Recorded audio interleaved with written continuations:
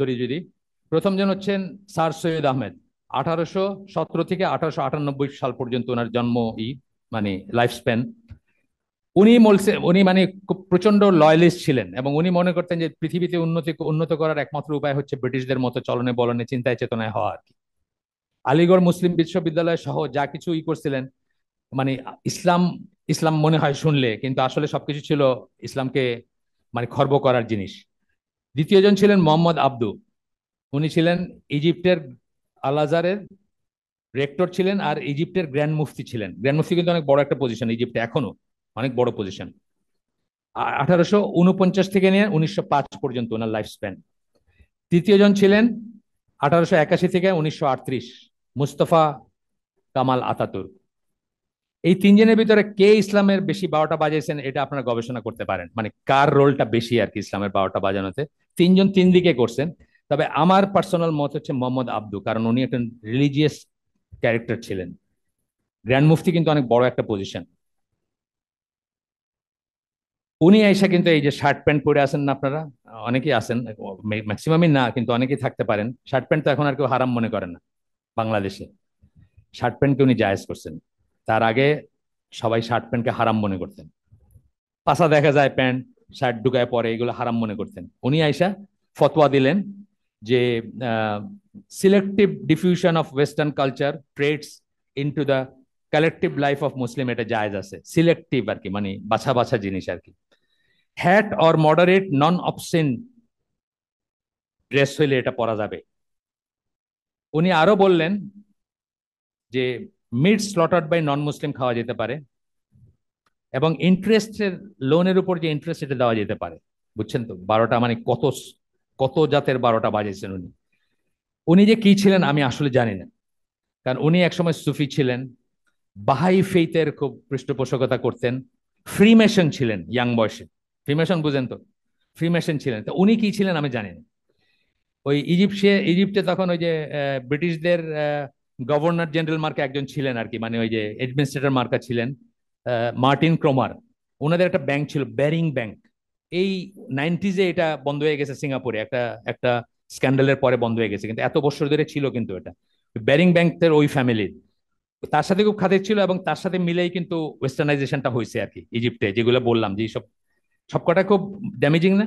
Interest banking, তারপরে এই shirt pant পরা আজকে ডাল ভাত হয়ে গেছে, জিন্সের প্যান্ট পরে দেখবেন নামাজের প্রথম রেতে খাড়ায় আছে। তো এগুলো আর কি।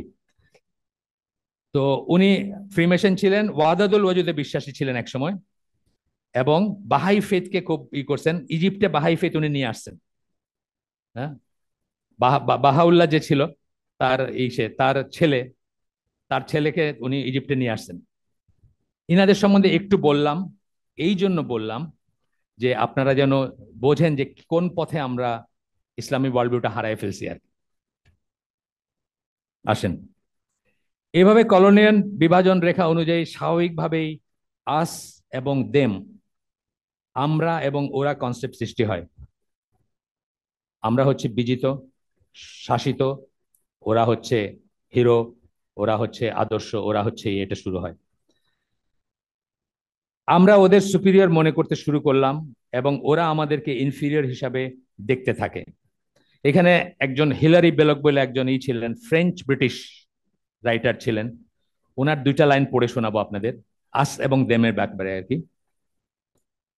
হোয়াট এভার হ্যাপেন্স, যাই ঘটুক না কেন, উই হ্যাভ গট, উই এবং দেম, যেটা আস দেম বললাম না, আমরা ওরা, দ্য ম্যাক্সিম গান এন্ড দে হ্যাভ নট।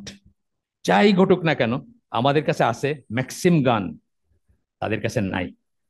মানে এই যে প্রজা সাধারণের কাছে নাই এটা। ম্যাক্সিম গান কি? উনি মারা গেছেন 1953 সালে, তাহলে ম্যাক্সিম গান হয়তো উনি বোঝাইছেন নিউক্লিয়ার ওয়েপন, কারণ তখন অলরেডি হিরোশিমা নাগাসাকিতে এটা ইউজ হয়ে গেছে। ওইটা ওনাদের আছে, আমাদের নাই, এটাই তো বোঝাতে চাইছে। এই ইকুয়েশনটা 1998 সালে চেঞ্জ হয়ে গেছে এবং এইটা নিয়ে সারা পৃথিবীর মাথা ব্যথার শেষ নাই, কারণ ম্যাক্সিম গান একটা মুসলমান দেশের হাতে আছে, এখন পাকিস্তানের হাতে আছে। আর না হলে এইটাই ছিল কথা, যে আমাদের যা আছে তোদের নাই, দিমু কিন্তু শেষ করে একদম। এইটাই চলতেছে, এখনো চলতেছে তাই, কিন্তু কন্ডিশনাল হইলেও একটা জায়গায় এক্সেপশন হয়ে গেছে আর কি। এবং সেটা নিয়ে তারা চিন্তিত, কিন্তু চিন্তিত শুধু না, কয়েকবার সেটা অ্যাটেম্প নিছে ধ্বংস করে দেওয়ার জন্য, কয়েকবার ইভেন ইসরায়েলিরা, আমেরিকানরা, ইন্ডিয়ানরা সবাই একসাথে কাজ করতেছে এটার উপরে। ওদের কেমনে ম্যাক্সিম গান হইলো? ওদের তো থাকার কথা না এটা। এটাই হিলারি বেলক বলছেন, what ever happens we have got the Maxim গান এন্ড দে হ্যাভ নট। কবিতার একটা লাইন আর কি। কিন্তু এই দুই লাইন অনেক কিছু বলে না, অনেক কিছু বলে দিয়েছে কিন্তু আপনি। শুধু তাই নয়, আজ যখন আর কোনো কলোনি নেই, তখনও আমরা তাদের জীবন ব্যবস্থাকে সুপিরিয়র মনে করি। আজকে তো কলোনি নাই, কলোনি টেকনিক্যালি নাই, অফিসিয়ালি নাই কলোনি, কিন্তু আমরা কিন্তু তাও তাদের জীবন ব্যবস্থাকে সুপিরিয়র মনে করি। মানে আমাদের ব্রেনটা কলোনাইজড। জিয়াউদ্দিন সর্দার বলে একজন আছেন, পাকিস্তানি অরিজিনের লেখক, ইংল্যান্ডে থাকেন, আপনারা হয়তো অনেকের নাম জানেন, ভালো লেখেন, লেখাপড়া ভালো। উনি বলছেন যে last frontier to be colonised হচ্ছে মানুষের ব্রেনটা। ওইটাও কলোনাইজড হয় বইপত্র এবং উপন্যাস, গল্পের মাধ্যমে। গল্প মেনলি বলছেন উনি, লিটারেচারের মাধ্যমে। এই যে মেহের আফরোজ শাওনের নাম জানেন, রাসুল সাল্লামের ওয়াইফের নাম জানেন না, আপনার ব্রেন ওইভাবে কলোনাইজড হয়েছে, সাহিত্যের মাধ্যমে হয়েছে। আপনার কতগুলো আছে না, আমার আছে জল লেখছে হুমায়ুন আহমেদ, আমি পড়ি নাই, নাম জানি। পেপারে আসছে যে মেয়েরা আত্মহত্যা করতেছে ওইটার ওইটার প্রভাবে, তার মানে কি তাদের ব্রেনে ওইটার ইটা রয়ে গেছে, এফেক্টটা। তা আপনার আমার ব্রেনে কাদের কাদের লিটারেচারের এফেক্ট, কাদেরই, আমরা কি দেখি, কি পড়ি, কি শুনি। তো যাই হোক, এখানে আলগা মোহাম্মদ আল গাজালি এবং ইউসুফ আল কারজাবি। মোহাম্মদ আল গাজালির নাম অনেকে শুনছেন হয়তো, জনাব গাজালির ভাই, মারা গেছেন। কোরআনের তফসির আছে ওনার, ইজিপশিয়ান স্কলার ছিলেন, ইখওয়ানুল মুসলিমিন পন্থী ছিলেন। ইউসুফ আল কারজাবিও তাই ছিলেন। জন্মগতভাবে মিশরি এই দুই ব্যক্তিত্ব। আর ব্রিটেনে নির্বাসিত তিউনিসিয়ার ইসলামপন্থী নেতা রশিদ ঘানুসি, ইনি পরে ফিরে আসছিলেন তিউনিসিয়া, উনিও মারা গেছেন রিসেন্টলি। এমন তিনজন ব্যক্তিত্ব যারা কিন্তু ইসলামের স্কলার বা ইসলামের উপর পণ্ডিত, কিন্তু তাদের ব্রেনটা হচ্ছে ওয়েস্টার্ন ব্রেন। সময়ের সাথে এদের সবার চিন্তা চেতনার বিবর্তন ঘটেছে। এরা সবাই ইখওয়ানুল মুসলিমিনের প্রতিষ্ঠাতাদের স্বপ্নসাদ থেকে সরে এসেছেন এবং পরিণত বয়সে এরা অনুভব করেছেন যে ইসলামিক বিলিফ সিস্টেমের সাথে পশ্চিমা ওয়ার্ল্ড ভিউ চলতে পারে। হাইব্রিড হাইব্রিড চলতে পারে। উন্নতি লাভ করতে হলে হাইব্রিড হইতে হবে। আধুনিক বিশ্বের নিয়ন্ত্রণ রাষ্ট্রসমূহ অন্য অনেক কিছুর সাথে তাদের ওয়ার্ল্ড ভিউ এর যে বিশ্বায়ন করতে চাচ্ছে, তার ভয়াবহতা এরা কতটুকু আজ করতে পেরেছেন সেটা আল্লাহ জানেন। তারা তো তাদের ওয়ার্ল্ড ভিউটাই খাওয়াইতে চাইতেছে আপনাকে, সবকিছুতে চাইতেছে না। এই যে লেসবিয়ানিজম, এই যে ট্রান্সজেন্ডার, এই যে নারী ফেমিনিজম, এগুলো কি? এগুলো তাদের ওয়ার্ল্ড ভিউ না, এটা আমাদের সাথে কোনো সম্পর্ক নেই এগুলো। আচ্ছা, প্রয়াত মোহাম্মদ আল গাজালি যুক্তরাষ্ট্রের নেতৃত্বাধীন পশ্চিমা সভ্যতাকে পৃথিবীর ইতিহাসে এ যাবৎকালের সবচেয়ে অগ্রগামী ও শ্রেষ্ঠ সভ্যতা বলে বর্ণনা করে গেছেন। নজবিল্লাহ, ইসলামের স্কলার, ইকোনমিক মুসলিমের লিডার এবং কোরআনের তফসিরকার। উনি বলতেছেন সভ্যতার সবচেয়ে পিকে উঠছে হলো আমেরিকার নেতৃত্বাধীন যেই। আপনি বলেন এটা এটা এটা কি তার কোন ওয়ার্ল্ড ভিউ হলো? বা এর এর লিডারশিপে আপনি কিছু করতে পারবেন কোনোদিন? আচ্ছা, মুসলিম বিশ্বের যুক্তরাষ্ট্রের আগ্রাসনের প্রতিবাদে সোচ্চার পৃথিবীর 1 নম্বর ফিক শাস্ত্রবিদ বলে পরিচিত ও সম্মানিত ইউসুফ আল কারদাবি তখন বেঁচে ছিলেন আর কি, 2005 যখন আমি এটা যখন লিখি তখন। গণতন্ত্র সহ বেশ কিছু বিতর্কিত বিষয়ে নতুন ধারার মন্তব্য করে হালে নিজেকে আধুনিকতাবাদী বলে পরিচিত করেছেন, গণতন্ত্রের পক্ষে সাফাই গাইছেন।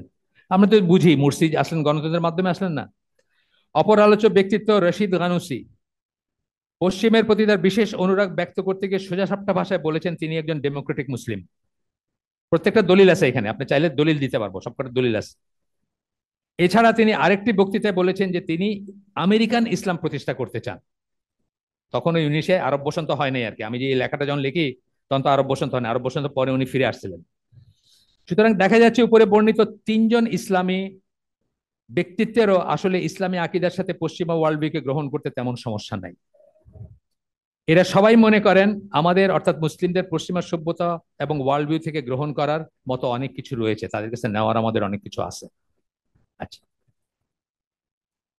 অথচ পশ্চিমা ওয়ার্ল্ড ভিউ নির্ভেজাল কুফরের উপর প্রতিষ্ঠিত। পশ্চিমা ওয়ার্ল্ড ভিউ যদি আমরা বুঝতাম তাহলে এটা একদম নির্ভেজাল কুফরের উপর প্রতিষ্ঠিত। ওইটা যখনই আপনি মনে করলেন তাহলে আপনি বলতেছেন ইমান এবং কুফরের ব্লেন্ডিং চলে। প্রকারান্তরে কিন্তু আপনি এই কথাটা বলতেছেন, যদিও আপনি বুঝতেছেন না হয়তো, কিন্তু আপনি তাই বলতেছেন। পশ্চিমা ওয়ার্ল্ড ভিউ তথা সভ্যতা নির্ভেজাল কুফরের উপর প্রতিষ্ঠিত। যে সভ্যতার স্থপতিরা হয় মনে করেছেন যে আল্লাহ বলতে আসলে কেউ নেই, তাই তো ফ্রেডরিক নিৎসে অথবা ইমানুয়েল কান্ট। নিৎসে তো বলছেন এই যে আল্লাহ ডেড, আল্লাহ ডেড, আর যদি বাইচা থাকেনও, যদি থাকেনও তার কোনো রোল নাই, আমাদের লাইফে কোনো রোল নাই।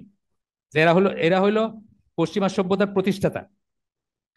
স্থপতিরা মনে করেন যে আল্লাহ বলতে আসলে কেউ নেই, নতুবা মনে করেছেন আল্লাহর এখন আর কোনো প্রয়োজন নাই, আল্লাহর মৃত্যু ঘটেছে, যেমন নিটশে, মানে ফ্রেডরিক নিটশের কথা বলেছেন নজবিল্লাহ। নতুবা মনে করেছেন যে কেউ আল্লাহ সম্বন্ধে কি ভাববে না ভাববে তা নিতান্তই তার ব্যক্তিগত ব্যাপার। আপনার যা ইচ্ছে সেটাকে আপনি, ইন্দুর হোক, সাপ হোক, যা ইচ্ছে সেটাকে আপনি পূজা করেন, এটা পার্সোনাল ব্যাপার। আপনি আপনি লেসবিয়ান হবেন, আপনি সুন্নি মুসলিম হবেন, আপনি সালাফি হবেন, সবাইকে অ্যাকোমোডেট করা হবে যতক্ষণ আপনি লাইন ক্রস না করেন। আর সামান্য লাইন ক্রস করলে দেখতেছেন না, ল্যান্ড অফ দ্য